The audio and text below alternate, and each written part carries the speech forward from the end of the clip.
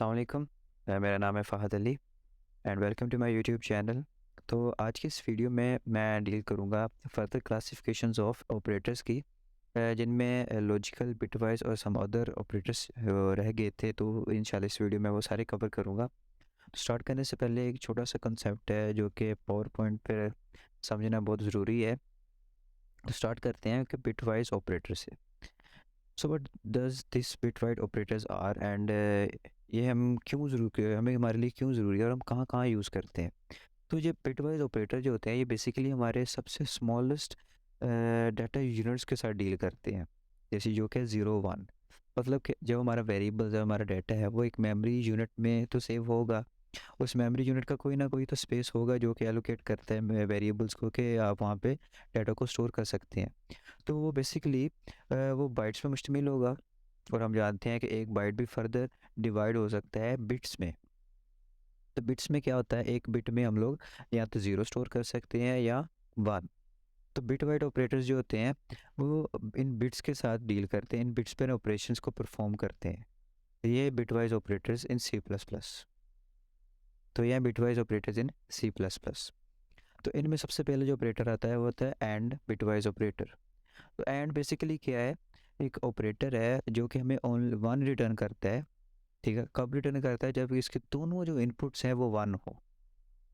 ठीक है, अगर इनमें से दोनों इनपुट्स में से, यानी कि यहाँ पे जो देखा जाए तो दो इनपुट्स हैं ए और बी, अगर इन दोनों इनपुट्स में से एक ए और बी, इन दोनों में से अगर एक इनपुट भी ज़ीरो है कॉरस्पॉन्डिंग टू इस रो, अगर एक इनपुट ज़ीरो है तो वो हमें ज़ीरो रिटर्न कर देगा। जैसे यहाँ पे देखें तो ए ज़ीरो था, बी वन था, लेकिन इसने हमें ज़ीरो रिटर्न किया। सिर्फ एक केस की जिसमें दोनों वन थी उसमें हमें इसने वन रिटर्न किया। तो इसे हम अगर आसान अल्फाज में देखा जाए तो इट्स जस्ट लाइक मल्टीप्लिकेशन। ठीक है, कि अगर zero into zero zero, zero into one zero, zero से कुछ भी मल्टीप्लाई करवा दो वो ज़ीरो रिटर्न करेगा। जब तक कि वन इंटू वन ना होगा हमें वन रिटर्न नहीं होगा। तो ये था एंड बिटवाइज ऑपरेटर, जिसे हम डिनोमिनेटर एंड सिंबल से करते हैं। फिर आता है हमारे पास और भी एक ऐसा ऑपरेशन है कि जो दो इनपुट्स पे, डिफरेंट इनपुट्स पे वैलिड होता है। ये भी हमारे बिट्स पे, इस बिट को डिस्कस करता है। इसे हम इसे सिंबल से डिनोट करते हैं। तो ये क्या करता है, ये क्या कहता है, ये कहता है कि मैं आपको वन रिटर्न करूँगा, आप बस कोई भी एक इनपुट को वन कर लें या दोनों इनपुट्स को वन कर लें। ठीक है, तो ये हमें वन उसी सूरत में रिटर्न करेगा जब या तो ए इनपुट या बी इनपुट दोनों में से कोई एक ट्रू होगी, यानी कि वन होगी, या तो कोई दोनों उनमें से दोनों जो अगर ट्रू होगी तब भी हमें वन रिटर्न कर देगा। ठीक है, जैसे ज़ीरो थी, दोनों ज़ीरो थी इसलिए ज़ीरो। अब यहाँ पे बी ट्रू थी लेकिन ए ज़ीरो था, लेकिन फिर भी उसने वन रिटर्न की। सेम गोज़ टू एंड पे देखे जाए कि अगर दोनों वन थी तो उसने हमें वन रिटर्न कर दिया। उसके बाद आते हैं बिटवाइज एक्सोर ऑपरेटर। तो जो हमारा एक्सोर ऑपरेटर है वो हमें वन सिर्फ एक ही सूरत में करेगा कि जब इन दोनों इनपुट्स में से कोई एक ज़ीरो हो और कोई एक वन हो। ठीक है, अगर यहाँ पे दोनों ज़ीरो या दोनों वन होगी तो ये तो हमें डायरेक्ट ही ज़ीरो रिटर्न करेगा। ठीक है, तो इसे क्या कहते हैं, और रिटर्न करने के लिए वन, इसकी शर्त है कि जो एक इनपुट उनमें से कोई भी ज़ीरो हो जाए, ठीक है, और एक कोई भी इनपुट उसमें से वन हो जाए। अगर कोई ऐसी इनपुट्स हों तो ये हमें वन रिटर्न कर देगा, वरना हमें ज़ीरो रिटर्न करेगा। और उसके बाद आते हैं बिटवाइज कॉम्प्लीमेंट ऑपरेटर्स। कॉम्प्लीमेंट क्या है, कॉम्प्लीमेंट लेना क्या होता है, जैसे हम लोग नोट गेट होता है, एक नोट गेट, उसमें क्या होता है, अगर उसे हम वन इनपुट दें तो हमें वो ज़ीरो में रिटर्न करता है, मतलब उसके इनपुट को चेंज कर देता है, रिवर्स कर देता है। तो यहाँ पे भी सेम है कि ये तो हमारे पास एक एग्जांपल में मैंने कुछ बिट्स लिए हैं, उसका जो मैंने बिट ऑपरेटर उस पर अप्लाई किया, कॉम्प्लीमेंट बिटवाइज ऑपरेटर, तो उसने क्या किया, जहाँ पे ज़ीरो था बिट, उस बिट को वन कर दिया, और जहाँ पे वन बिट थी उसको ज़ीरो बिट कर दिया, उसकी वैल्यूज़ को चेंज कर दिया। ठीक है, तो ये इसे इतना काम होता है सिर्फ बिटवाइज कॉम्प्लीमेंट का। और फिर आती हैं राइट शीफ ऑपरेटर्स। अभी ये क्या करती हैं, बहुत आसान सा कॉन्सेप्ट है। इसमें क्या होता है कि राइट, मतलब हमारे राइट की तरफ से एक हमारा जो बिट होता है वो डिस्कार्ड हो जाता है। वो क्यों होता है कि हम लेफ्ट मोस्ट साइड से खुद अपनी मर्ज़ी से एक बिट ऐड करते हैं ज़ीरो। ठीक है, जब हमने ये एक बिट ऐड करनी, क्योंकि हम तो जानते हैं यहाँ पर इस एग्जांपल में देखा जाए तो इसके पास जो टोटल स्पेस है वो 4 बिट्स की है। ठीक है, तो पाँचवा जब हम इसमें ऐड करेंगे तो क्या होगा, जब हमने पाँचवीं ऐड की तो वो पाँचवा तो ये ऐड हो गया, लेकिन जो इससे पहले एक ज़ीरो मौजूद था वो क्या होगा, वो अपनी उस लोकेशन से आगे शिफ्ट हो गया। ठीक है, इस तरह जो इस लोकेशन पे था ये ज़ीरो, ये उससे अगली लोकेशन पे शिफ्ट हो गया। अब जो इस लोकेशन पे वन था वो इससे अगली लोकेशन पे क्या हो गया, शिफ्ट। अब यहाँ पे देखा जाए तो हमारी चार की कैपेसिटी फुल हो चुकी है, लेकिन ये जो हमारा रिमाइंडर था, एक वन बचा था, ये क्या होगा, ये हो जाएगा यहाँ से डिस्कार्ड। ठीक है, राइट की तरफ से डिस्कार्ड हो रहा है, इस वजह से हम इसे क्या कह देते हैं, right sorry left shift operators. ठीक है, अब उसके बाद सॉरी वो था राइट शिफ्ट ऑपरेटर, अब डील करेंगे लेफ़्ट शिफ्ट ऑपरेटर को। अब लेफ़्ट शिफ्ट ऑपरेटर भी सेम वर्क वैसे ही करता है, लेकिन इसमें क्या होता है कि इसमें हम जो अपना बिट ऐड करते हैं वो राइट मोस्ट साइड से करते हैं, और इसमें जो डिस्कार्ड होता है हमारा बिट वो लेफ़्ट मोस्ट साइड से होता है। बाकी प्रोसीजर बिल्कुल बिल्कुल सेम है कि एक एक बिट जब ऐड करेंगे तो अगली अगली जो भी बिट्स प्रेजेंट होंगे वो नेक्स्ट टू नेक्स्ट शिफ्ट होते जाएगा, जो लास्ट में बच जाएगा वो डिस्कार्ड हो जाएगा। तो ये इतना सा कंसेप्ट था सिर्फ ऑपरेटर्स का, बिट वाइज ऑपरेटर्स का। तो यहाँ पर हम देखते हैं, ये तो मेरे पास सिंपल है, इसका सिंटैक्स था। ठीक है, रिटर्न करेगा, मेन फंक्शन है, उसके बाद मैंने दो वैल्यूज़ को इनिशियलाइज़ किया और साथ ही इसको डिक्लेयर के साथ इनिशियलाइज़ किया हुआ है। ठीक है, अब हम लोग बिट वाइज ऑपरेटर डील करेंगे, तो बिट वाइज हमको हमको पता है कि ये डील करता है बिट के साथ। ठीक है, जब हम एक्स के एक्स इंटीजर मैंने बनाया वेरिएबल, तो इसने मेमोरी में कोई ना कोई जगह एलोकेट कर ली खुद के लिए, और उसमें क्या स्टोर करवा दिया मैंने 5। अब ऐसे तो 5 उठा के अपनी मेमोरी में स्टोर नहीं कर लेगा, नहीं करेगा, क्यों, क्योंकि वो उसे कंप्यूटर क्या करेगा, बाइनरी में कन्वर्ट करेगा, और 5 की जो बाइनरी है वो आती है 0101। ठीक है, ये जो 0101 है ये मेरी मेमोरी में स्टोर है। कंप्यूटर को ये पता है कि 0101 इज इक्वल टू 5, लेकिन हमें पता है 5 5 है, लेकिन कंप्यूटर की ज़बान में 5 क्या है, 0101। तो हमारा जो बिट ऑपरेटर है ये 0101 पे अप्लाई करेगा। ठीक है, इसके अलहदा एक बिट, मतलब 0 पर अलहदा, 1 पे अलहदा, 2 पर अलहदा, 1 पे फिर अलहदा। तो इनके ऊपर हमारा अपने जो बिट वाइज ऑपरेटर्स है वो ऑपरेट करेंगे, वो इन पे ऑपरेशंस को परफॉर्म करेंगे। तो सॉल्व करते हैं सबसे पहले एंड ऑपरेटर। मैंने क्या किया, एक्स और वाई में एंड ऑपरेटर यूज़ किए। अब ये क्या करेगा, इस सारे को ले लें पहले कॉलम की इनपुट। ठीक है, पहले कॉलम की इनपुट ले लें इस सारे कॉलम को, और दूसरी कॉलम की जो इनपुट है वो होगी ये। ठीक है, और ये जो है 0 0 करस्पॉन्ड है, 1 1 करस्पॉन्ड है, 0 1 करस्पॉन्ड है, और 1 1 करस्पॉन्ड है, आमने सामने कह लें जिनको। ठीक है, अब इनमें क्या आ गया, एंड ऑपरेटर। एंड ऑपरेटर कब ट्रू को 1 रिटर्न करेगा, जब दोनों के दोनों इनपुट्स क्या हो, ट्रू यानी कि 1 हो। अब फर्स्ट रो देखा जाए, 0 0 0 0 रिटर्न कर दिया, फिर 1 0, एक वो 0 हो गई, 0 रिटर्न कर दिया, फिर 0, एक 0 आ गया, फिर 0 रिटर्न करेगा। और जब आप देखेगा दोनों 0 है, सॉरी दोनों 1 है, जब दोनों 1 आ गए तो एंड ऑपरेटर हमें 1 रिटर्न करेगा। ठीक है, अब ये जो वैल्यू है ये हमारी मेमोरी में स्टोर होगी। ठीक है, और ये जो क्या कहते हैं बाइनरी कलेक्शन है ये चार बिट्स का, ये हमारी डेसिमल लैंग्वेज में क्या होता है, 1। ठीक है, और उसके बाद आता है और ऑपरेटर।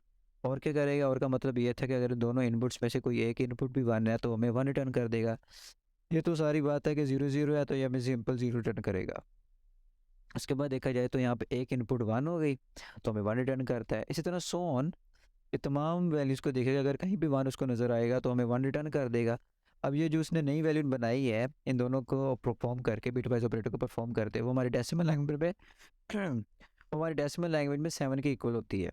तो ये बेसिकली क्या है, 7। उसके बाद आता है हमारा ये एक्सोर ऑपरेटर, जो कि हमें 1 रिटर्न करता है सिर्फ इस एक केस में कि अगर इसकी एक इनपुट 1 हो और एक इनपुट 0 हो। अगर दोनों 0 होगी या दोनों 1 होगी तो हमें हमें जो आउटपुट आएगी वो तो 0 ही आएगी। ठीक है, तो यहाँ पे चेक करेंगे 0 0 रिटर्न क्या किया इसने, 0 1 0 मतलब एक 0 और एक 1 रिटर्न क्या किया इसने, 1 एंड सो ऑन, इसने हमें ये आउटपुट दी है। अगर इसे देखा जाए तो ये डेसिमल में 6 होता है।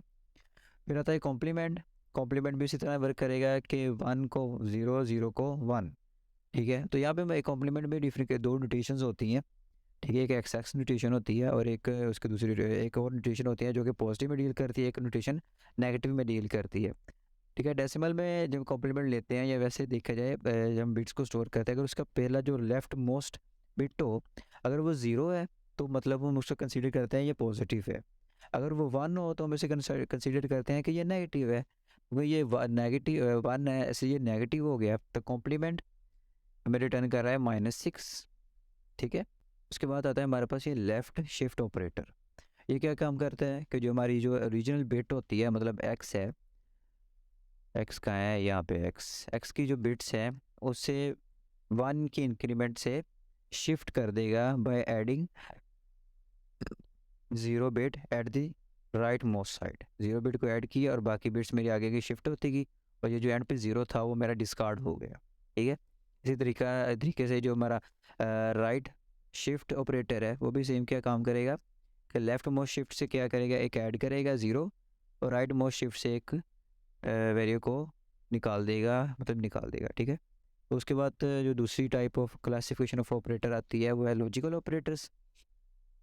ये भी सेम टू सेम ऑपरेटर्स पे हैं कि इसमें भी एंड और नॉट को डील करेंगे। सबसे पहले एंड को डील करते हैं, तो उसमें लिखने ये क्यों इस्तेमाल कर कहाँ यूज़ करते हैं, ये डील करता हूँ। सबसे पहले हम लोग इसे डिफरेंट किस्म की कंडीशंस में, इफ़ एल्स इफ में, डिफरेंट किस्म के loops, while, for, do while, इन सब में यूज़ करते हैं कंडीशन के तौर पे, जहाँ पे हम जो चाहते हैं कि हमारी 2 कंडीशन दूँ मैं, और वो दोनों की दोनों ट्रू हो, या 3 कंडीशन दूँ, वो तीनों की तीनों अगर ट्रू हुई तभी मेरी लूप चले, तभी मेरी इफ़ वाली कंडीशन जो है वो अपने इफ़ ब्लॉक से कुछ डाटा रन करे, एग्जीक्यूट करे, उस स्टेटमेंट को एग्जीक्यूट करे, ठीक है। तो एंड का क्या मतलब था कि अगर दोनों इनपुट्स, हमारी दोनों इनपुट्स जो है अगर वो 1 हुई तभी हमें वो रिटर्न करेगा 1 ट्रू, ठीक है। तो यहाँ पे क्या है, ये मेरी ये वाली कंडीशन भी ट्रू होनी चाहिए, मेरी ये वाली कंडीशन भी ट्रू होनी चाहिए। फिर क्या करेगा, एंड 1 एंड 1 रिटर्न्स 1। अगर इनमें से एक कंडीशन भी फॉल्स होगी तो मेरी टोटल कंडीशन, जो ओवरऑल कंडीशन, वो हो जाएगी फॉल्स, मतलब 0। तो यहाँ पे मैंने चेक किया पहले, सबसे पहले कंडीशन में कि 1 इज़ इक्वल टू सी, मतलब ए की वैल्यू है, जो ए की वैल्यू है वो सी के बराबर है। तो ऊपर मैंने जो ए की वैल्यू ने इनिशलाइज की है वो है 5, और सी की वैल्यू भी 5 है, तो ये तो होगी ट्रू, मतलब यहाँ आ गया 1, ठीक है। फिर दूसरी condition, B is greater than A, B की वैल्यू क्या है 6, ए की 5, मतलब 6 5 से बड़ा है, मतलब ये भी 1, तो ये रिटर्न क्या करेगा 1, मतलब ये ट्रू है, ठीक है। अगर इसको मैं चेक करूँ तो ये मुझे रिटर्न क्या कर रहा है 1, मतलब ये मेरी स्टेटमेंट ट्रू हो गई। उसके बाद आ गई और, ठीक है, और क्या काम करता है कि अगर एक स्टेटमेंट मेरी ट्रू हो गई तो मुझे रिटर्न कर देगा 1, ठीक है। यहाँ पे स्टेटमेंट चेक करेगा, तो यहाँ पे मेरे पास 1 आ रही है, मतलब इनमें से कोई एक स्टेटमेंट या दोनों स्टेटमेंट 1 है। मैं आपको डिटेल में नहीं जा रहा है क्योंकि ये ईजी है, मैं उम्मीद करता हूँ आप इसे खुद समझ लेंगे। उसके बाद आता है और नॉट ऑपरेटर। तो प्रोग्रामिंग में हम लोग नॉट को एक्सक्लेमेशन मार्क के साथ रिप्रेजेंट करते हैं। जैसे हमने नॉट इक्वल टू यूज़ किया था, एक्सक्लेमेटरी के साथ इक्वल लगा के नॉट इक्वल असाइनमेंट ऑपरेटर में यूज़ किया था। इस तरह यहाँ पे भी जो नॉट है एक ऑपरेटर, सेपरेट ऑपरेटर है, जो क्या करता है कि जो भी हम उसको एक वैल्यू देते हैं, अगर उसको मैंने 0 दिया तो ये मेरे रिटर्न में उसकी उल्टी वैल्यू करेगा, 0 इनपुट 1 आउटपुट, और 1 आउट इनपुट पे 0 आउटपुट, ठीक है। तो यहाँ पर अगर मैं देखूँ, वो उसने चेक किया कि ए की वैल्यू सी के बराबर है कि नहीं है, उसने चेक किया कि ए की वैल्यू सी के बराबर है, मतलब ट्रू होगी, यहाँ पे मेरा 1 है। अब क्या करेगा, नोट के इसकी वैल्यू को रिवर्स कर देगा। अब इसका 1 का रिवर्स क्या होगी, 0, मतलब फॉल्स, इसने मुझे फॉल्स रिटर्न किया है। उसके बाद जो लास्ट क्लासिफिकेशन है वो मेरी अदर ऑपरेटर्स। इनमें डिफरेंट टाइप्स ऑफ ऑपरेटर्स हैं, जिनमें एक साइज ऑफ है, as use as a condition, एक कंडीशन ऑपरेटर है। फिर उसके बाद आता है एक ऐसा ऑपरेटर जो कि memory address of a variable को शो करता है, जो कि पीछे मेमोरी में स्टोर हो, ठीक है। उसके बाद आता है मेरा इंसर्शन ऑपरेटर, जो कहाँ यूज़ होता है, हमारा cout while printing something on over output screen, ठीक है। उसके बाद मेरा आता है एक्सट्रैक्शन ऑपरेटर, जो कि सी इन इनपुट लेने के लिए इस्तेमाल होता है। फिर ये डॉट है, जो कि क्लास मेंबर्स को एक्सेस करने के लिए यूज़ होता है। उसके बाद जो लास्ट में आती है वो है पॉइंटर, जो कि पॉइंटर की तरह यूज़ होता है। ये भी एक्सेस करने के लिए किसको, क्लासेस को यूज़ होता है। तो उम्मीद करता हूँ आपको यहाँ तक सब समझ आई होगी। अगर आपका कोई भी किस्म का सवाल हो, किसी किस्म का सवाल हो, या कोई भी कन्फ्यूजन होता है, मुझे कमेंट्स में ज़रूर बताइएगा। मैं जल्द से जल्द आपको रिप्लाई करके उसको क्लियर कर दूँगा। तो अब तक के लिए इतना ही। बाकी इंशाल्लाह हम अगली वीडियो में एक नए कंसेप्ट को डील करेंगे। तब तक के लिए अल्लाह हाफिज़ एंड टेक केयर।